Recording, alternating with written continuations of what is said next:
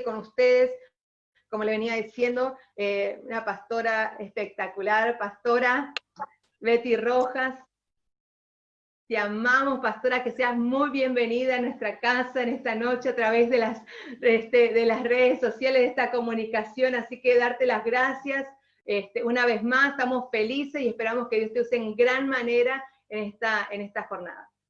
Bueno, la verdad, una alegría enorme poder estar conectados con ustedes y bueno, en esta nueva normalidad de poder, aunque estemos muy lejos el uno del otro, en Calafate o en cualquier otro lugar, podemos estar juntos, podemos compartir, podemos edificarnos, porque ustedes me edifican muchísimo. Y bueno, aquí estamos muy feliz, muy contenta y me siento súper privilegiada de poder estar con ustedes en esta noche. Muchísimas gracias, pastora. Nosotros también estamos felices de recibirte. Creo que lo digo siempre porque realmente eres una bendición para mi vida personal, para mi familia, para el ministerio. Y bueno, si le parece, me gustaría hacerle algunas preguntas que nacieron del corazón, sabiendo cómo Dios obró en su vida y los testimonios poderosos que tiene para compartir, si puede ser. Claro que sí, aquí estoy dispuesta, materia disponible para todos ustedes. Amén, muchas gracias.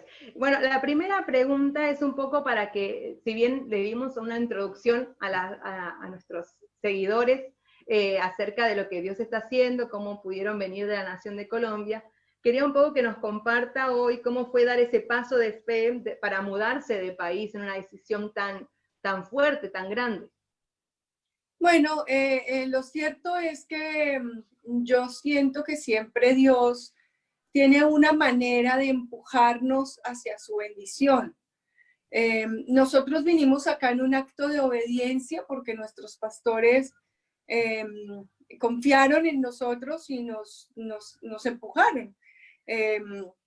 Ellos un día nos dijeron, queremos que ustedes puedan ir a Argentina y puedan ayudar a una pareja de pastores que están allí, necesitan mucho de la visión, están como estancados y quieren crecer, y nos pidieron una pareja. Nosotros sentimos de parte del Señor que pueden ser ustedes.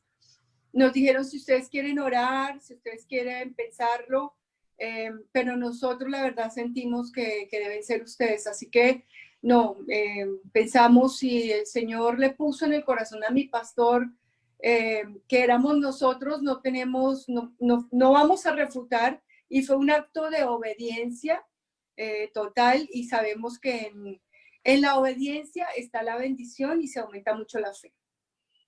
Amén, claro que sí. Podemos ver cómo Dios respaldó esa decisión en obediencia, y bueno, y es un poco también que queremos en esta ciudad, que el reino de Dios se extienda, que la visión comience a correr, así que todo lo que nos puedas decir para nosotros hoy es muy importante. Amén. Claro. La segunda pregunta, pastora, sería: ¿cuáles fueron las personas o las cosas o los momentos claves en tu vida que marcaron para crecer?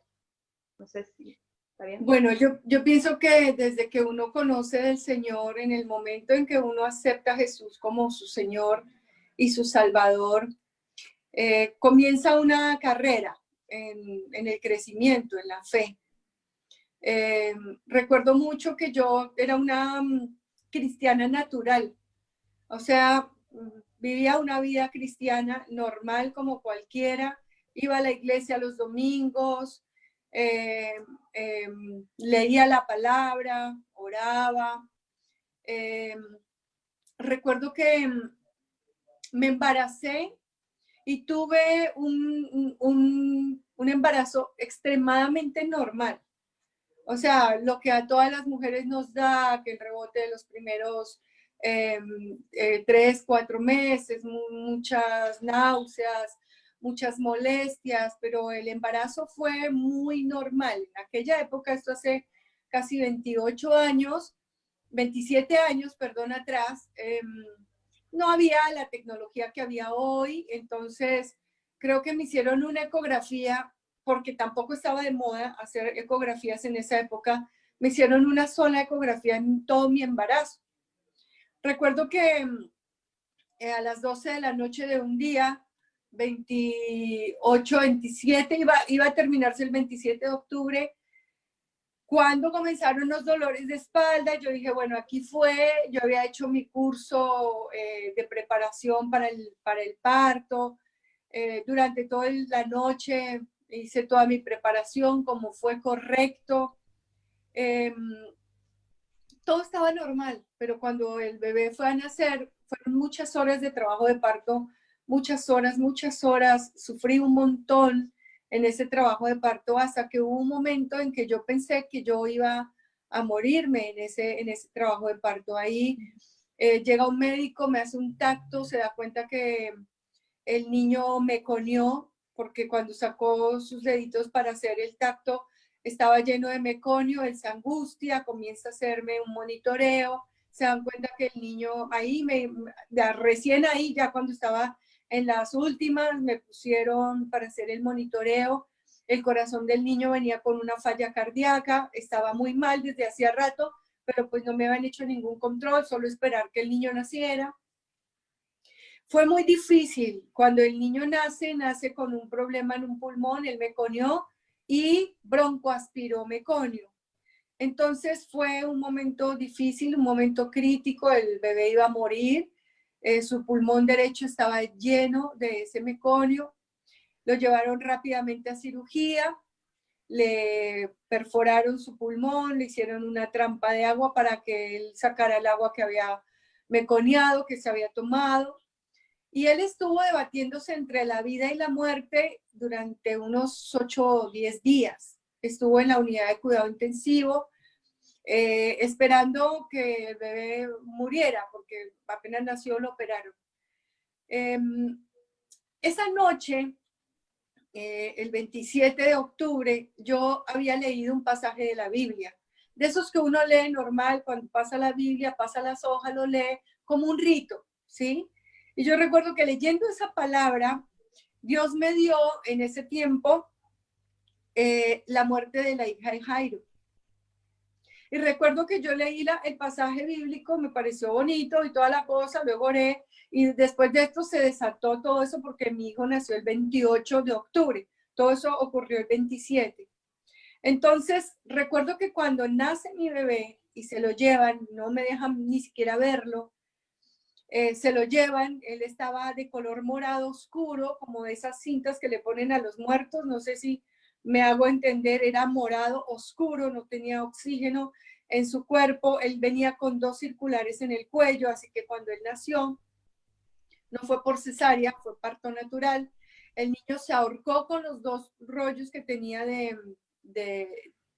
del cordón umbilical, y él perdió toda la oxigenación. Los diagnósticos fueron horribles, pero yo recuerdo que ese día que nació el bebé, yo recordé cuando me estaban agarrando los puntos de la episiotomía, de la cortadita que le hacen a uno para que el bebé nazca, el Señor me trajo ese pasaje bíblico a mi cabeza.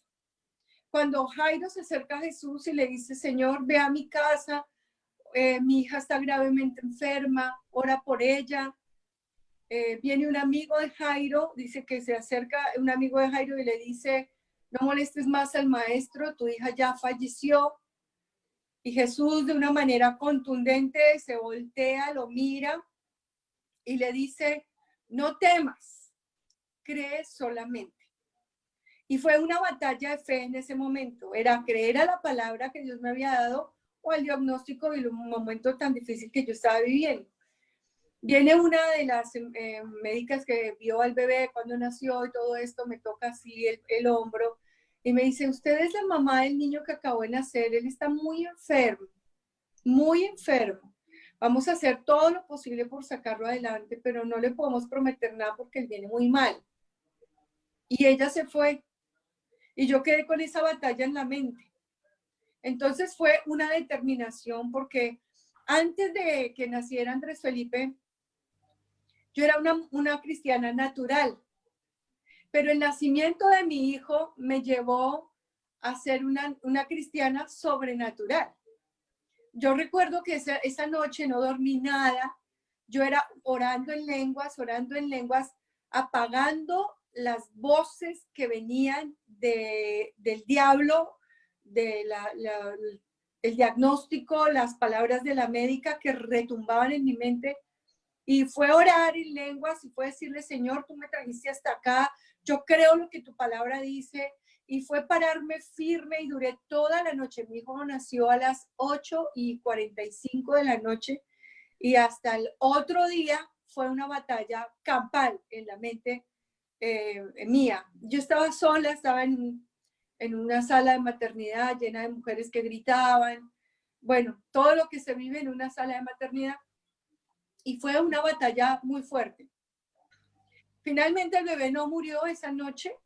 Al otro día me dicen que si quiero ir a ver al bebé, a conocerlo. Y yo me levanto y voy y lo veo y entro a una sala de neonatos espectacular con muchos niños enfermos. Y me voy acercando a buscar a mi bebé en todos los lugares. No encontré a mi bebé en ningún lado. Y cuando me dicen, no, es que su bebé no está acá, su bebé está en la unidad de cuidado intensivo. Entonces voy, me acerco a una de las, ¿cómo se le dice eso? A una de las incubadoras más especializadas que había, lleno de cables por todas partes. Tenía cables en la nariz, tenía cables, le habían agarrado las venitas en las manos, ya no tenía venitas en las manos. Le agarraron las venitas en los pies, un bebecito de 2.700 gramos, o sea, menos de 3 kilos de peso. Entonces, cuando yo lo veo así, toda la fe que había recuperado en toda la noche, orando, batallando, gimiendo, clamando, no dejando que las voces vinieran a mi mente, y ver a mi hijo de esa manera, como que la fe se me cayó al piso. Entonces yo lo vi, a mí me salió una lágrima tremenda, pero yo veía a Juancho y Juancho estaba al lado mío viendo al bebé y Juancho se derrumbó, él comenzó a llorar y entonces como que lo que yo pensé en ese momento fue, tengo que levantar la fe de mi esposo porque si él me ve derrumbada a mí, nos vamos a ir los dos al hoyo. Entonces recuerdo que lo volteé a mirar y le dije, mi amor, pero mira, está en la mejor incubadora de todas. Dios tiene cuidado de él, mira, está re bien cuidado y hay ángeles alrededor de él cuidándolo. Yo no estaba viendo nada, solamente hablé por hablar, en fe, como decimos comúnmente. Bueno, nos fuimos, a mí me dieron el alta médica, yo me fui para la casa y fueron los 10 días más sufridos de toda mi existencia. Era orar de día y de noche, era clamar de día y de noche. Era no dejar que los pensamientos se anidaran en mi mente. Era clamarle al Señor y llamar la palabra y decir, Señor, mira, cuando a mi hijo me lo entregaron porque mi esposo se fue a llevarle leche y pañales un día después de toda esta odisea, 10 días después, él fue a llevar leche y pañales al hospital. Y resulta que cuando él volvió con mi hijo en los brazos. Había pasado un milagro. Los médicos le entregaron al niño porque en horas salió de la unidad de cuidado intensivo a la unidad de cuidado intermedio y en cuidado intermedio se dieron cuenta que no era para que estuviera ahí porque el niño estaba súper bien y le dieron el alta médica. Y cuando mi esposo llegó a llevarle la leche y los pañales, se lo entregaron de una vez y él llegó a mi casa con el bebé en sus brazos. Ese suceso tan increíblemente duro, fuerte, me pasó a mí de ser una mujer natural a ser una mujer sobrenatural, a ser una mujer que ora sin fe, a ser una mujer que ora con la fuerza del Espíritu Santo, entendiendo que a la única persona que le puedo agradar en ese momento es a Él y que de la única persona que debo depender es de Él, porque los médicos están ahí para hacer lo que pueden, pero ellos no pueden hacer todo.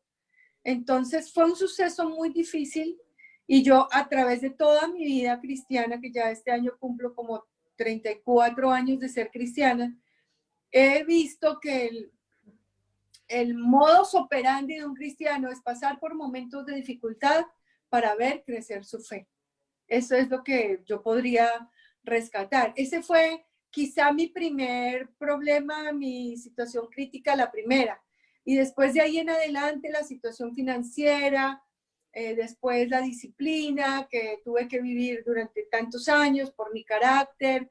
Luego vino la división de la iglesia, que también fue una situación complicada. Y todos estos momentos difíciles lo llevan a uno a determinarse a ser una persona de fe. Amén, tremendo, pastora.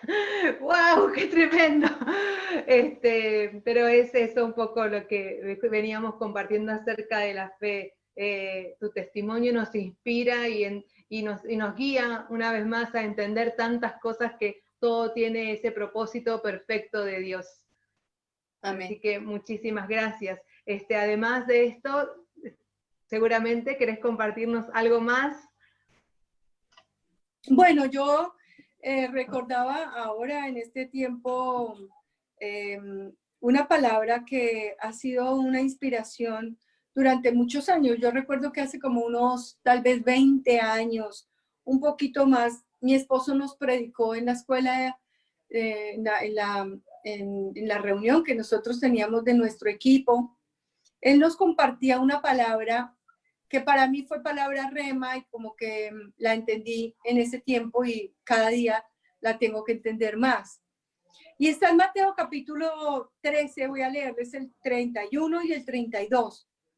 Aunque este pasaje bíblico está en otros evangelios más, pero yo les voy a leer específicamente este. Dice, otra parábola les refirió diciendo, el reino de los cielos es semejante al grano de mostaza que un hombre tomó y sembró en su campo, el cual a la verdad es la más pequeña de todas las semillas, pero cuando ha crecido es la mayor de las hortalizas y se hace árbol de tal manera que vienen las aves del cielo y hacen nidos en sus ramas.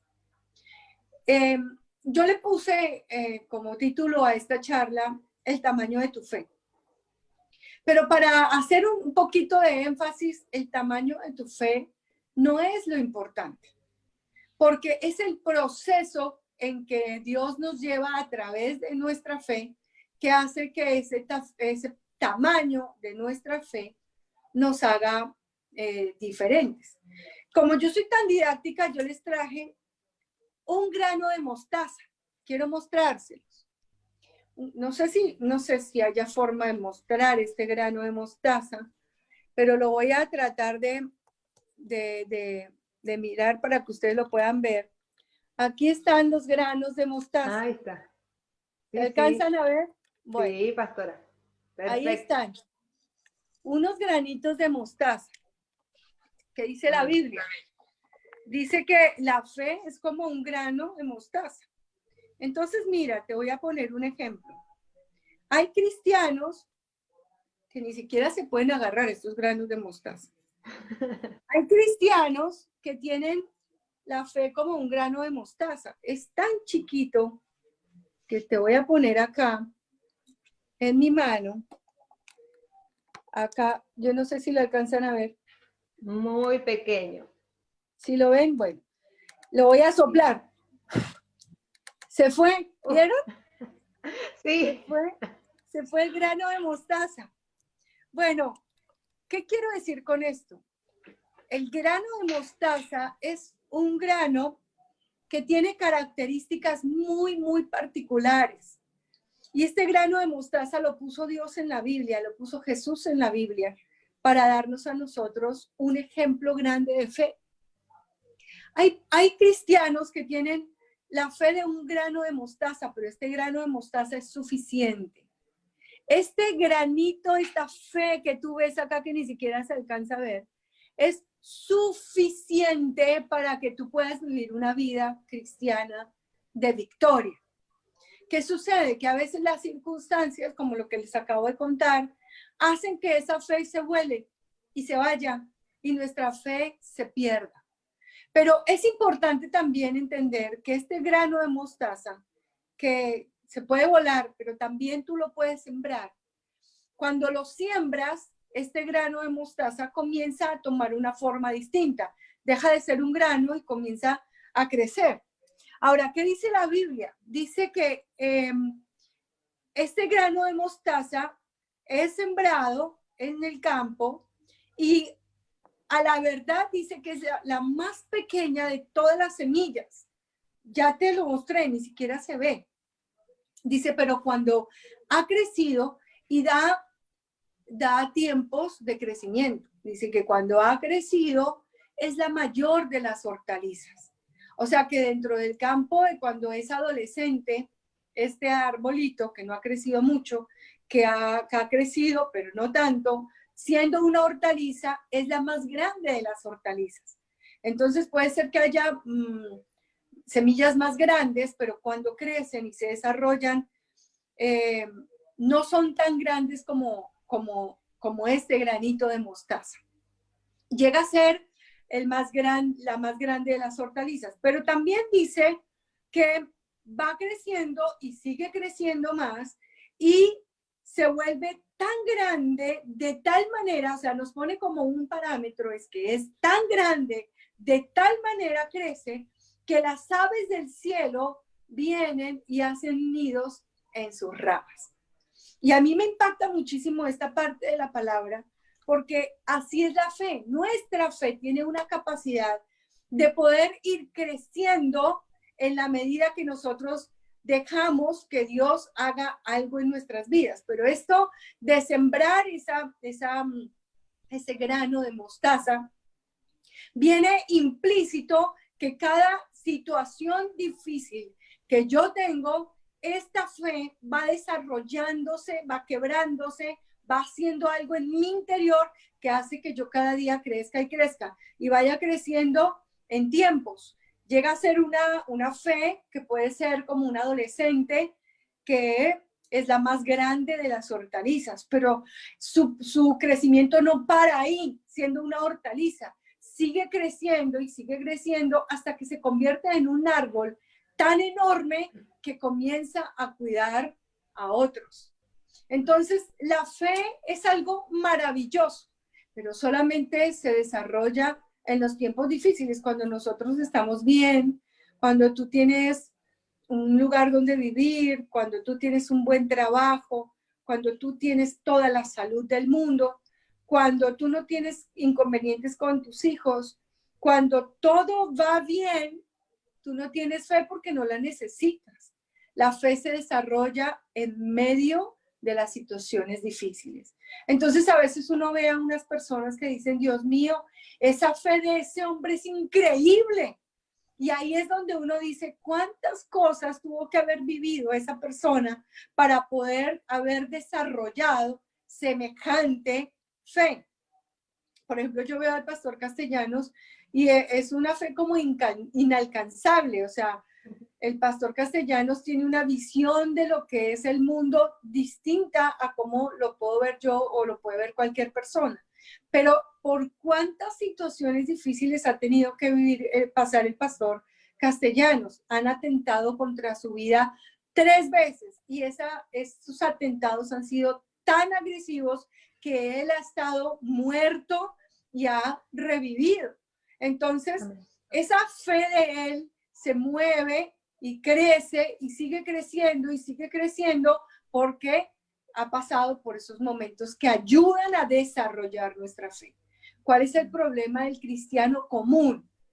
Que deja a su fe volarse, que no entra en esa intimidad con Dios, que deja de creer y deja que toda esa fe se apague por la situación, que las voces hablen más alto que él.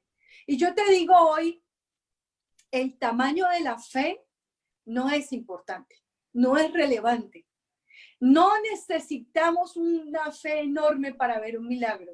Necesitamos que la fe que tenemos, que puede ser muy pequeña como un grano de mostaza, pueda ser sembrado en nuestro corazón y dejemos que Dios haga lo que tenga que hacer en medio de las circunstancias.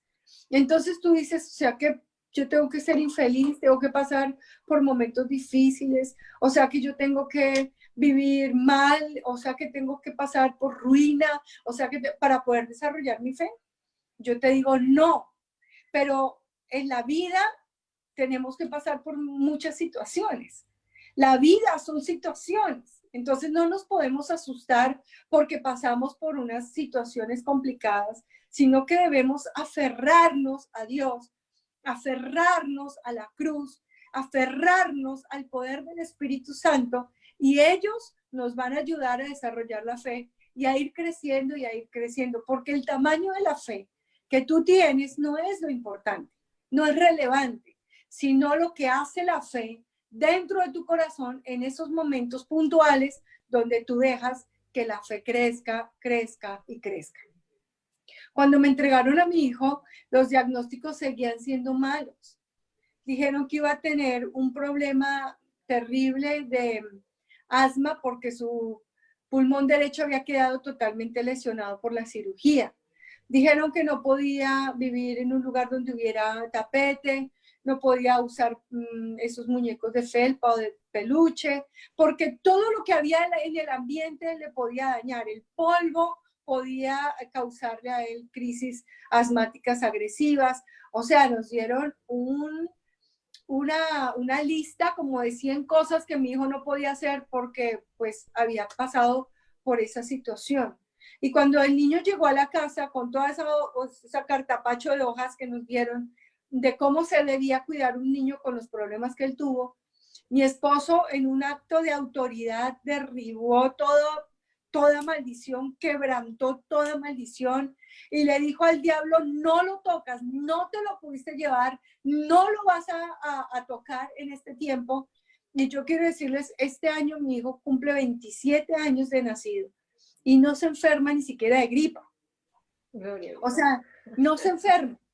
Fue tan poderosa la oración que hizo mi esposo en ese momento que cubrió a mi hijo de tal manera que él ni asma, ni enfermedades, ni gripas, ni lo normal.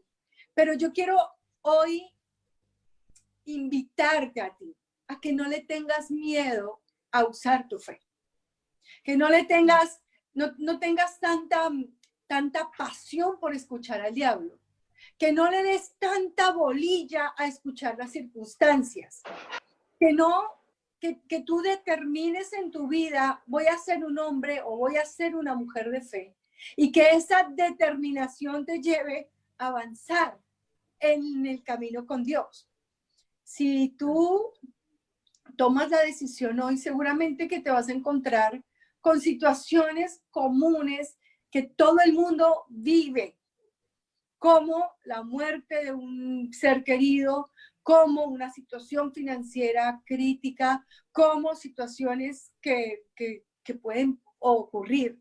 El tema no son las situaciones, el tema es tu fe y cómo tu fe se desarrolla en medio de esas situaciones. Así que para mí, haber pasado por tantas situaciones complicadas, nosotros vivimos al 6º año de nuestro matrimonio una situación muy difícil por mi carácter. Y la verdad que nosotros hubiéramos podido fácilmente terminar nuestro matrimonio porque yo era una mujer insufrible, porque tenía un carácter mal formado, porque era grotesca, porque no hablaba con sabiduría, porque la situación financiera me abrumaba, porque le dedicaba más tiempo a trabajar para traer plata a la casa y poder tener lo que necesitábamos, a la oración, al estudio de la palabra. Recuerdo que hubo una época en que mi esposo y yo nos quedamos sin trabajo los dos, ya teniendo nuestros 2 hijos. Y fue un tiempo muy complicado. Yo soy enfermera de profesión, así que para una enfermera es extremadamente fácil conseguir trabajo, porque yo podía salir, buscar trabajo en cualquier lugar, conseguía trabajo en hospitales, conseguía trabajo en casas, cuidando enfermos a domicilio, o sea, lo que fuera, yo conseguía trabajo rapidísimo.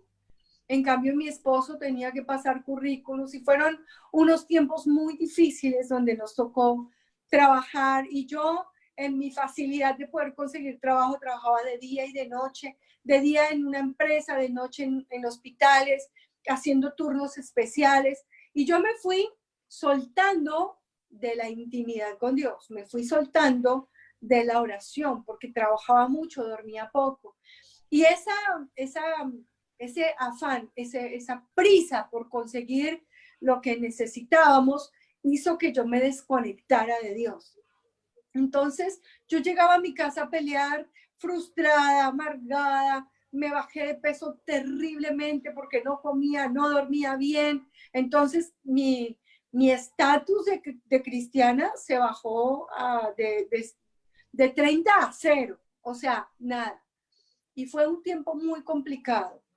Era una mujer de esas aseadora compulsiva, no quería que nada estuviera en desorden y maltrataba mucho a la gente que estaba a mi alrededor porque yo quería llegar a mi casa y encontrar todo bien para poder dormir y descansar así fuera 2 horas.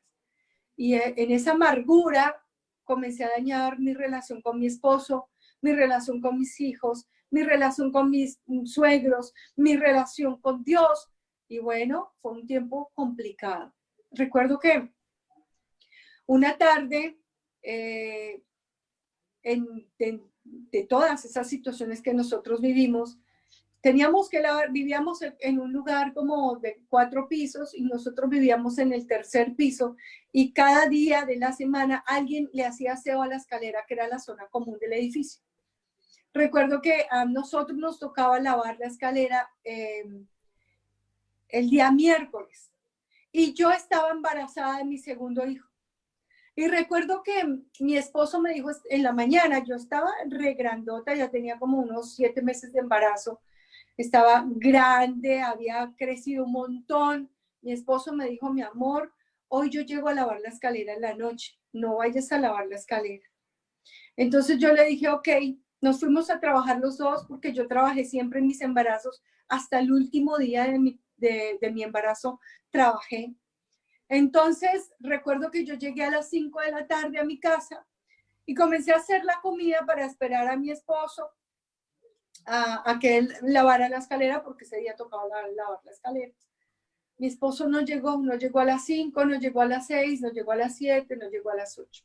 Y en esas horitas yo comencé a llenarme de pensamientos incorrectos, de amargura, de rabia. Comencé a decir, a mi esposo no le importa lo que yo viva, no le importa lo que yo piense. Comencé a pensar mal de mi esposo y eso es algo que yo he aprendido en todos estos años de casado. Uno no tiene por qué pensar mal del esposo, no debe pensar mal de los hijos.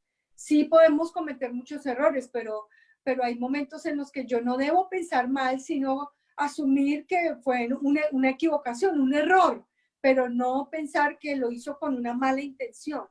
Bueno, pasaron las horas y como a las 8:30 de la noche, 20:30, yo ya me salí de mis casillas y ya dije, voy a lavar la escalera. Pero era tanta la ira que yo tenía en mi mente y en mi corazón que saqué una palangana enorme, la llené de agua y jabón, agarré un balde, el trapero, la escoba y me salí a lavar la escalera, 4 pisos.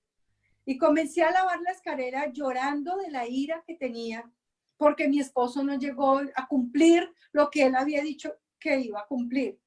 Y comencé a lavar esa escalera con ira. El pensamiento que tenía y me retumbaba en la mente todo el tiempo es, ojalá me caiga. Ojalá me caiga para que todo el peso de la responsabilidad caiga sobre él. Era una cristiana mal formada. Iba en el camino, iba creciendo en la fe, pero mi carácter no había sido transformado por Dios. Y comencé a pensar de esa manera, bueno, yo lavé la escalera, el 4º piso, luego bajé al 3º, terminé en el 1er piso, el planta baja, lavé todo, lavé la puerta, nunca había estado más limpia esa escalera, hasta las paredes las lavé. Terminé de lavar la escalera y mi esposo nunca llegó. No llegó hasta ese momento. Eran como tal vez las 9:30 de la noche, 21:30, casi 22 horas, y mi esposo no llegó. Entonces yo subí a mi cuarto, yo llegué al apartamento, subí, descargué todo lo que tenía en las manos y escuché una voz que vino del cielo. Dios me decía, ¿a qué quieres que venga tu esposo? ¿A que te encuentre de esta manera? ¿A que le dañes la estima como lo has hecho hasta ahora? ¿A armar un conflicto como los que sueles armar? Y fue como si hubiera caído un velo de mis ojos. Yo recuerdo que solté la palangana, el baldecito ya desocupado sin agua, dejé la escoba, el trapero y me postré ahí en la puerta de mi apartamento, me postré a llorar y a pedirle perdón al Señor y a decirle, Señor, yo estoy hasta aquí con mi carácter, estoy aburrida de estar amargada, de no disfrutar tu presencia, de no disfrutar la presencia de mi esposo, de tener todo el tiempo una amargura en mi corazón. Señor, hazme libre. Y yo comencé a llorar y a llorar y a llorar, me desahogué, le pedí perdón al Señor y fue otro nivel de fe. Y recuerdo que yo terminé de orar, me arrepentí, yo hice una oración y le dije, Señor, a partir de hoy me comprometo contigo a mejorar cada día. Y yo te puedo decir, no entró una luz, no entró un cántico, no vi ángeles, no, nada de eso que a veces la gente cuenta y que hubiera sido maravilloso haber podido vivir. Yo no escuché nada, yo no sentí nada, pero yo me levanté con una convicción en mi corazón de hacer lo que fuera por agradar a Dios ese día. Y así fue. Yo recuerdo que terminé de hacer la cena y me puse a esperar ya con preocupación a mi esposo, porque nunca había pasado tanto tiempo y él no llegaba, pero él tenía miedo de llegar porque él sabía que yo estaba furiosa. Entonces, luego me contó por qué no llegó y fue algo muy injusto. A él lo llamaron y le dijeron, Juan Carlos, te vas como guía espiritual de un encuentro y hoy hay reunión de guías. Y es como si hubiéramos puesto a mi esposo entre la espada y la pared, entre ir a servirle a Dios y tiene que ir a lavar la escalera. Entonces él escogió ir a servirle a Dios. En esa época, imagínate, mi otro hijo, el segundo, tiene 24 años. O sea, estoy hablando, en esa época no había celulares, los que tenían celulares eran gente muy rica. No había forma de comunicarse con la esposa y decirle, oye, no puedo ir. Pero él, por temor a todo el escándalo que yo le iba a hacer, él esperó y esperó y esperó a que yo me calmara. Bueno, él llegó cerca de las 11 de la noche, tal vez, y me encontró en la casa. Yo cuando él llegó me metí detrás de la puerta y él abrió la puerta esperando encontrar una batalla. Y cuando yo salí de la puerta tenía los ojos muy hinchados de llorar, porque había llorado mucho tiempo ahí en la presencia de Dios. Y cuando él cerró la puerta y yo salí detrás y lo asusté, y él vio que no estaba enojada.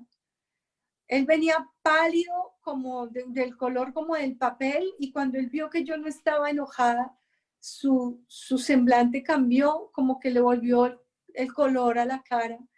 Y él quedó muy extrañado, pero se sentía feliz.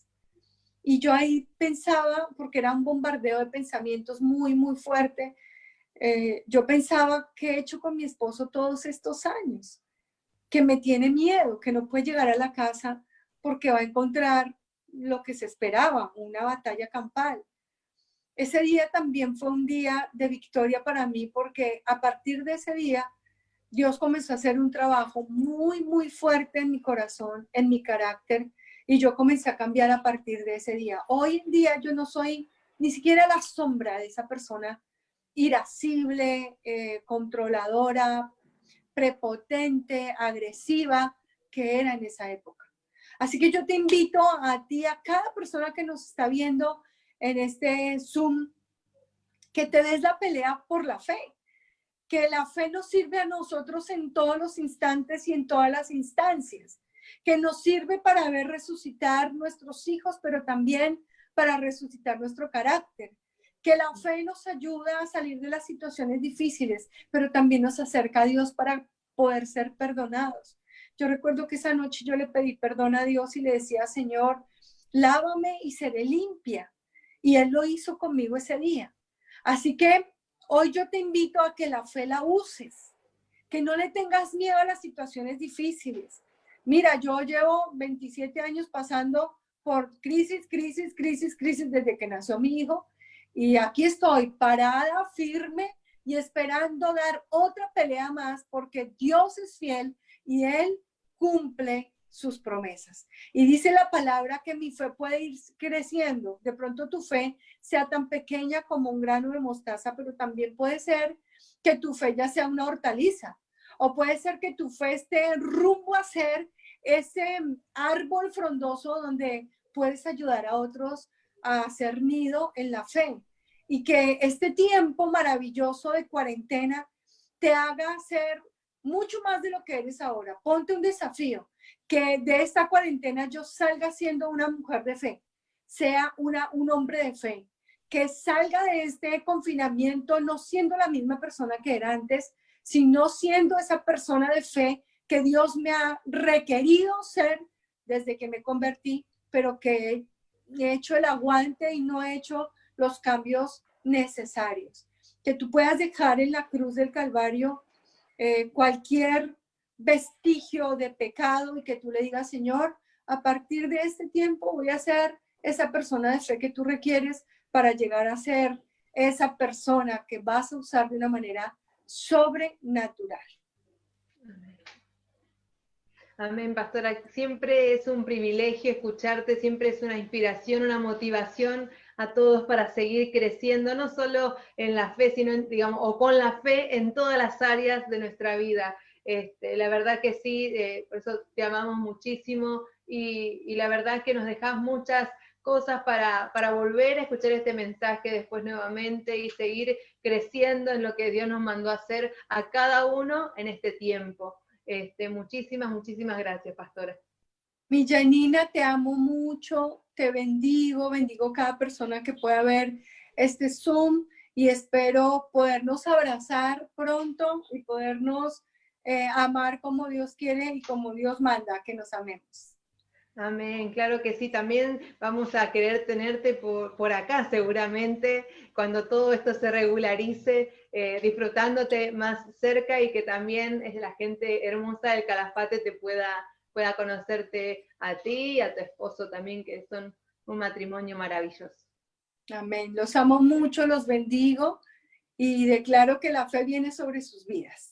Amén, y nos gustaría que también puedas orar por nosotros, si puede ser, aprovechamos que estás por acá. Claro que sí. Señor Jesús, hoy pongo este tiempo en tus manos y te clamo, Señor, porque toda la gente del Calafate, Señor, sufra una implosión de fe en este tiempo de cuarentena. Que por dentro de su corazón pueda crecer el sentir de poder crecer en la fe, que adentro de su corazón haya algo especial, algo fuerte, algo que los mueva, Señor, a dejar su zona de confort, a dejar de ser personas naturales para convertirse en personas sobrenaturales. Que tú puedas, Espíritu Santo, en este tiempo hacer cosas maravillosas en sus vidas. Que la fe tuya, Señor, rompa esquemas en sus mentes. Que la fe, Señor, no vuele porque es pequeña, sino que con cada situación ellos puedan sembrar la fe para que pueda crecer y dar fruto. Señor, el Calafate necesita de ti. El Calafate necesita de hombres y mujeres de fe que rompan las estructuras y que puedan, Señor, ser diseñados por ti. hombres y mujeres de fe que se levanten y den, Señor, la pelea para llevar a muchas personas al conocimiento de Jesús. Esa es la fe, Señor. No es una fe para que salgamos adelante en nuestras propias cosas. Es una fe, Señor, que nos lleva a ser árboles frondosos para servir a otros, para que otros conozcan a Jesús, para que otros conozcan a Dios y podamos hacer, Señor, de cada persona que conozcamos, Señor, una persona de fe. Hoy clamamos, Señor, que tu presencia esté con nosotros en este tiempo, Señor, y que cada día venga tu impulso, tu ímpetu para que seamos cada día más, que salgamos de este confinamiento siendo 10 veces mejores, Señor, en nuestra fe. Hoy te lo clamamos en el nombre poderoso de Cristo Jesús. Amén y amén. Amén. Te amamos, claro que sí. Y te bendecimos. Un besito a tu esposo y a tus niños. Muchas gracias, pastora. Bendiciones para ustedes también. Un gusto, un privilegio y que Dios los bendiga y los siga usando poderosamente. Amén, amén, amén. Lo recibo.